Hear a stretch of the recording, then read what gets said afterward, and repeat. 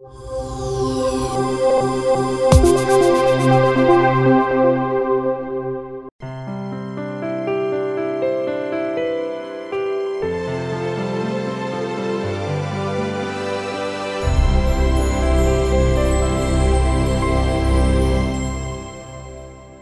nāku no smukās pilsētas Kuldīgas, jā, bet lauki kopš bērnības visu laiku kaut kur tūmā ir bijuši. Jā, šeit 90. gada sākumā ir atgūta vecā tēva zeme, bet citā vietā šīs nav vecā tēva tieši mājas, jā, tās bija pārdotas. Un tie lauki man visu laiku ir kaut kā patikuši un daba. Un tas ceļš ne tuvu nav bijis tik ātrs līdz šejienei. Tas sākuma posms, jā, tad netika nekas daudz darīts, un tad tā aktīvi mēs esam pēdējos 10 gadus īstenībā tikai šeit. Pa vidam ir visādas citādākas lietas bijušas, bet tie lauki man visu laiku kaut kur ir bijuši tā, ka es viņus gribu kaut ko tur darīt, bet dzīve jau tos plānus dažreiz pamaina. Tā esam nonākuši līdz šejienei. Es esmu beidzis Kazdāngas lauksaimniecības tehnikumu, jā, tā kā tas arī tāda laiciņa jau atpakaļ, bet jā, tur šobrīd atceroties ir noderīgi, ka tā izglītība tieši tāda ir. Un no dziļiem atmiņas kambrīšiem ik pa laikam kaut kas lien ārā, un tās pamatzināšanas jau tomēr ir. Un tad tikai varbūt tās mūsdienām kaut kas ir jāpiemācās klāt, vai kaut kas jāpalasa, vai kaut kas, bet ļoti, ļoti, ļoti labi, ka ir tās pamatzināšanas. Ko tu esi apguvis Kazdāngas tehnikumā? Kazdāngas tehnikumā tajā brīdī bija tieši tāda lauksaimniecības produkcijas ražošanas tehnologs. Mums bija viss, sākot no sivēnu dakterēšanas, beidzot ar agronomiju un dārzkopību un zemniekošanas mācību. Mums bija pilnīgi plašs spektrs un mehanizācija vēl pa vidi. Tā kā mēs bijām tādi universāli. Universāls lauksaimnieks. Jā, universāls lauksaimnieks. Jo tas tieši tas bija 90. gadi, kad sāk atgūt tās zemes, un tad tieši tā programma tur pāris gadus tika tāda izveidot, jā, kad lai būtu tā, ka nav tikai zootehniķis vai tikai tur mehāniķis, bet ka ir tāds, kas var sākt saimniekot un zina.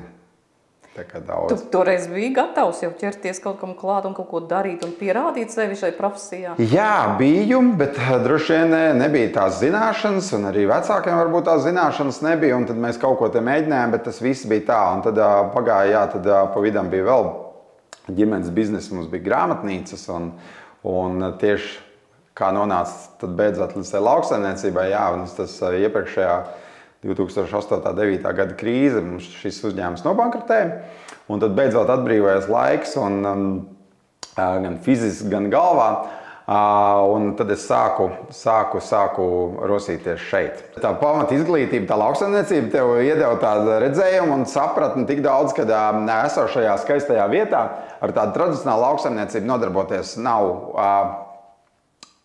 iespējams. Tas varbūt nebūtu pareizi. Ir iespējams, bet viennozīmīgi tā doma bija, lai tas arī būtu bizness, lai tā nav tikai tāda laika aizpildīšana un sev mocīšana. Ja?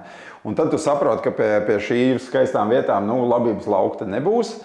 Tas nevarētu būt. Tad ir vai kaut kāda dārzkopība, vai siltumnīcas saimniecība, kas var uz maziem hektāriem un tādā vietā būt. Un tad vienā no rada sadietiem es satiku savu brālēnu Gunti, kurš arī domāja par laukiem un runāja par slieku audzēšanu, par gliemežu audzēšanu un vēl visu kaut ko mēs pļāpājām. Viņš saka, nākošais nedēļas braucu skatīties, kā audzē strausus uz Jēkabpili. Es braucu līdzi. Un tad dzīve parūpējās un salikās viss vēl tur daudz sakritības, un pēc nepilna gada pirmie strausi. Mēs vasarā satikāmies, 1. aprīlī bija pirmie strausi mājās. Cik daudz viņi bija? Mēs izdarījām visu nepareizi. Mēs iesākam ar daudz strausiem, ar daudz nezināšanām, ar daudz izklupieniem, ar daudz puniem. Bet tāpēc šobrīd jau mēs arī visi, kas vēlās kaut ko darīt līdzīgi kā mēs stāstam visu informāciju, ko mēs zinām, un mēs dalāmies ar to un neslēpjam. Un mēs sākām ar 6 strausu ģimenēm. Tas ir daudz. Pirmajā gadā daudz olas, daudz cāļi, daudz nezināšanas, kā jau minēju. Un pirmajā gadā mums 60 cāļi 2 nedēļās aizlidoja uz citiem medību laukiem, jā, un tas bija tāds, bet pie tā neapstājāmies, gājām tālāk. Tā kā viss arī tas mums ir bijis, un es domāju, ka tur nav ko slēpt, kad sākums nav viegls.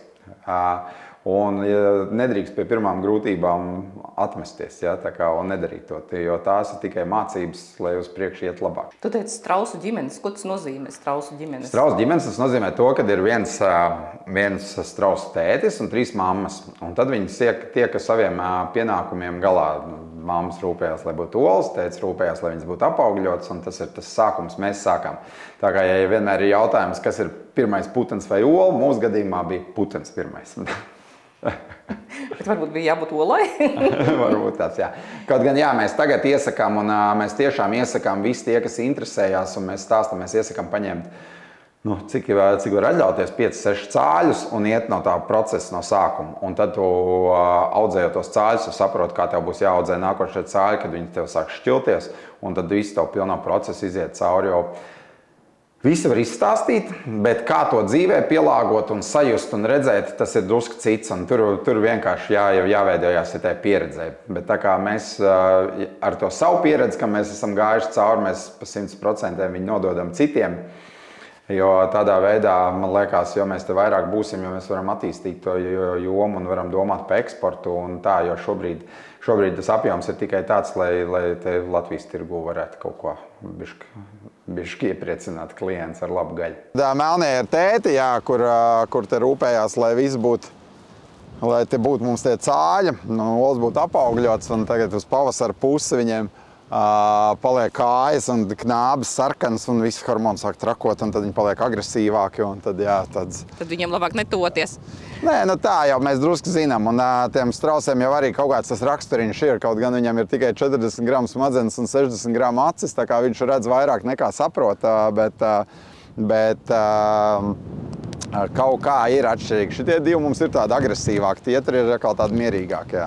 Mums saimniecībā šobrīd ir ap 100 strausiem, bet tā mums šogad laikā nav vienīgā nozare, ja? Tā kā mēs esam attīstījušies par šiem 11 gadiem, un varu uzreiz pateikt, ka mums nebija strateģiskais plāns, ka tagad strausi, tad viesu uzņemšana, strausu rādīšana, tad kazas, tad restorāns, tas nebija. Mēs esam gājuši to ceļu tā un redzējuši, ko tā dzīve piedāvā, un to mēs esam pieņēmuši laipni, jo pirmajā vasarā mums gribēja redzēt visi radi un draugi, labi, brauciet.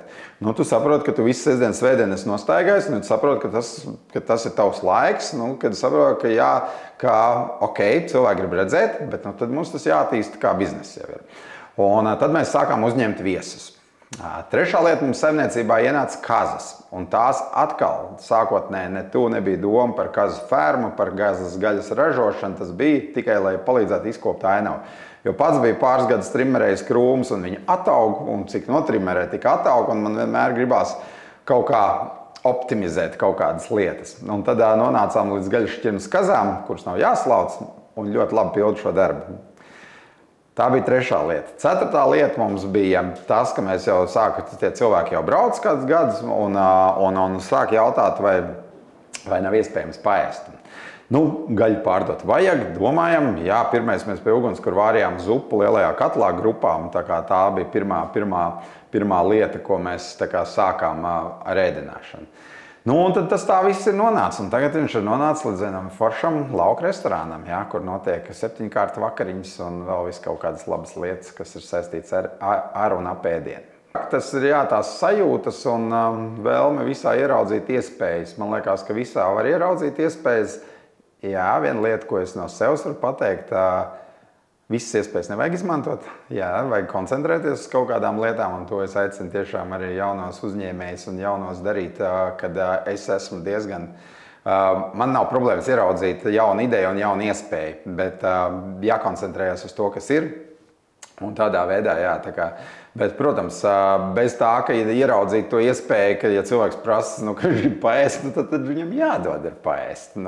Protams, ka tas ir jāceļ atkal nākošā līmenī, nākošā kvalitātē, jā, kā tas attīstās, jā, viss, bet tās iespējas, man liekas, mums mētājās apkārt. Visi cilvēki, mēs tādi forši, jā. Precīzi teikt. Jā, bet tas ir pavisam nopietni. Jā, tas ir pavisam nopietni, un šī ir viena laba tēma, ko mēs sākām, varbūt, ka man liekas, daudz latviešu taisa mazas un lielas foršas lietas, bet bieži vien pietrūkst pārdošana. Bieži vien pietrūkst palepošanās, bieži vien pietrūkst spēja to noprezentēt, jā, un nebaidīties. Un, man liekas, liela daļa tomēr ir tā, nu, ko te es jau neko te, bet man liekas, ka ir tik daudz foršas lietas, kā mēs sakam, mēs jau to nelielamies, mēs jau tikai pastāstam. Bet vajag pastāstīt par tām labām lietām. Un nevis tikai vajag, bet tas obligāti tas ir jādara, jo mums bieži prasa, ja, nu, kā tad ir ar to strausu gaļas pieprasījumu? Vai tad ir tas pieprasījums? Nu, protams, ja mēs te sēdētu un gaidītu, ka kāds tevi meža vidū iebrauc un kaut ko pieprasa, droši vien tas nestrādā. Tāpēc mēs esam aktīvi strādājuši, mēs esam kādreiz braukuši pa tirdziņiem, pa stāstīšanu, rādījuši savus produktus. Tagad, protams, mēs vairs to nedaram, mēs esam braukājuši uz restorāniem, devuši paraugus, runājuši ar pavāriem. Centušies nodrošināt viņiem to kvalitāti, un gan piegādes, gan pašu produktu kvalitāti. Un tas viss ir tas kopums, kāpēc mūs izvēlās un kāpēc mēs varam to gaļu pārdot. Jā. Tā kā tas viss ir tāds process. Tieši tā, un tās atsauksmes arī pēc tam droši vien arī par šo vietu. Kas ir vislabākā reklāma tavuprāt? Viennozīmīgi, ka tas ir mūsu klienti stāsti saviem draugiem un radiem. Jā. Tā kā tas ir pat labākā reklāma, un tad tas cilvēks, tas nav no televīzijas ekrāna vai no sociālajiem tīkliem redzēts, dzirdēts. Protams, ka tas papildina, bet pat labākā reklāma ir izdarīt tā, lai tas klients aizbrauc no šejienes un ar foršām emocijām, un ka viņam gribas stāstīt, un ka tur forši un tas un tas un tas. Tā kā jā. Mēs gan esam arī paši intervējuši tie klients, un kas tu bija tas foršais? Kāpēc jums ieteica? Bet esot viss tā foršas. Jā. Tā ir droši vien sajūta, kādu mums pašiem gribas saņemt, ka mēs kaut kur aizbraucam, un kādu mēs gribam nodot tālāk. Tā kā tas viss tāds kopums veidojās. Sākām ar 3 kaziņām ar domu, lai izkopja ainavu, un jau ir drusku vairāk, ir pie 120, ja nekļūdos apmēram, jā. Un tad šodien pa 3 vairāk, jā, tā kā. Un tad esam to taisījuši, mēs audzējam gaļas šķirnes kazas, kas atkal ir tā netradicionāla Latvijā, ja mēs esam gājuši to citu ceļu, jo Latvijā vairāk ir pierasts piena kazas. Un tad, jā, šī ferma ir tapusi skatoties, pētot kādu pasaules pieredzi, jā, jo Latvijā īsti nav tā pieredze, kur ņemt. Jo, kā jau minēju, tad ir vairāk tās piena kazas, un tur drusku savādāk, ka viss ir nepieciešams. Un te arī daram, mācamies, kļūdamies, mācamies un ejam uz priekšu. Bet te jau ir, kur vēl tās kazas pavairot, vēl tur vietas ir. Jā, tieši tā, tad vietas ir.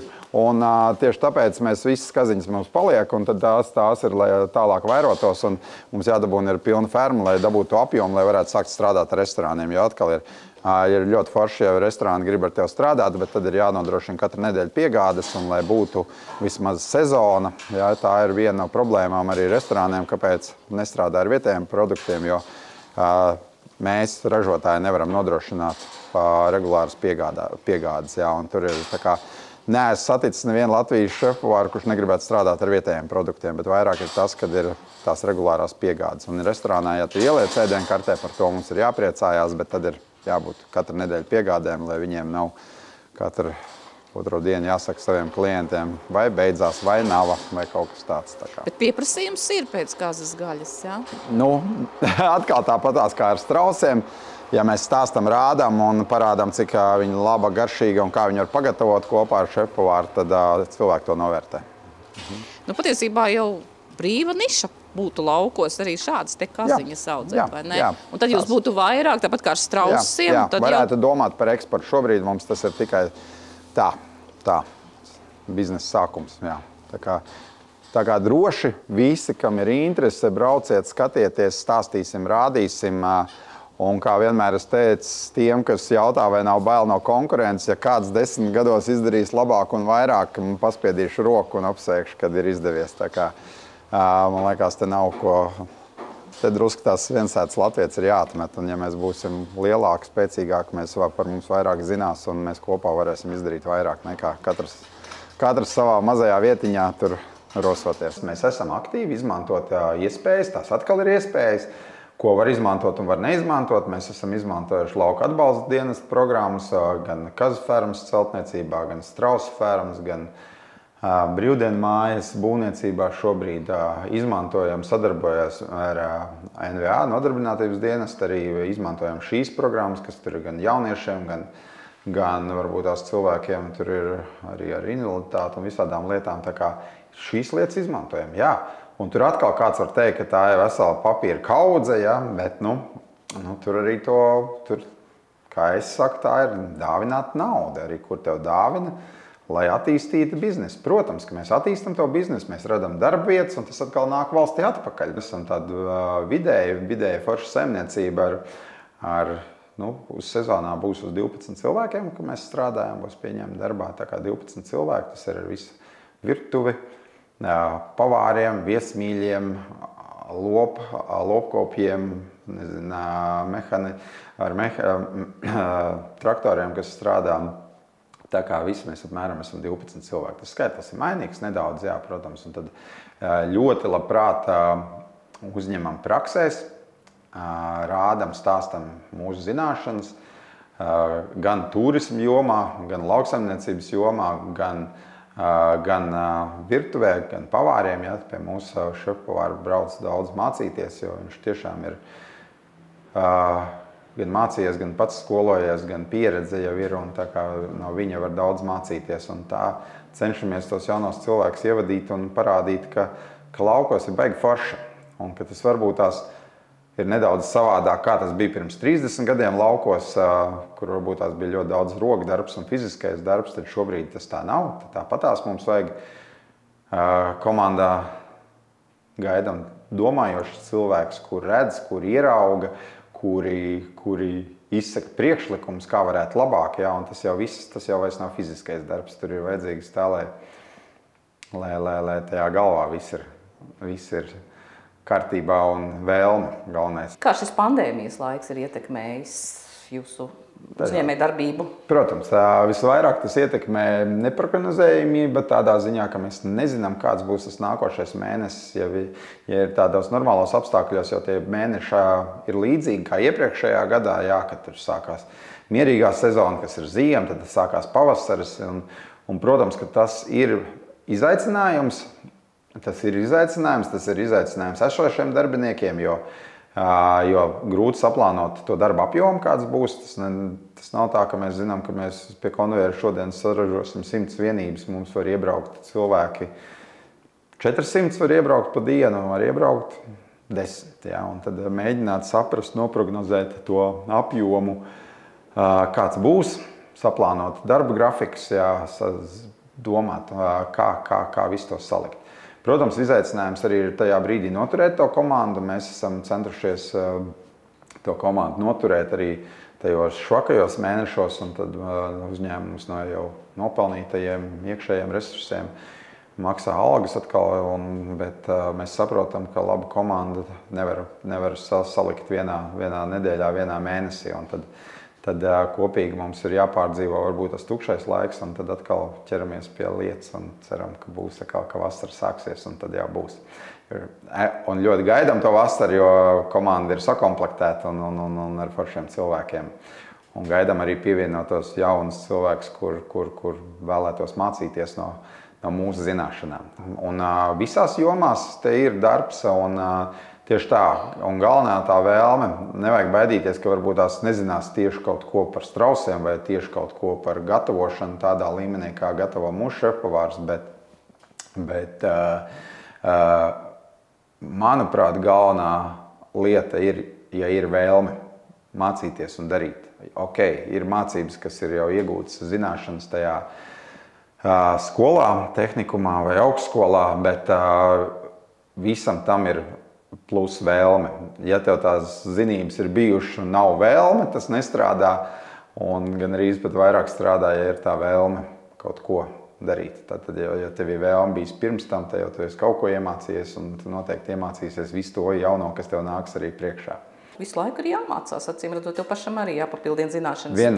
Viennozīmīgi tās ir zināšanu papildināšanas, tiekoties ar kolēģiem, apmeklējot seminārus, skatoties YouTube vai kaut kur citur.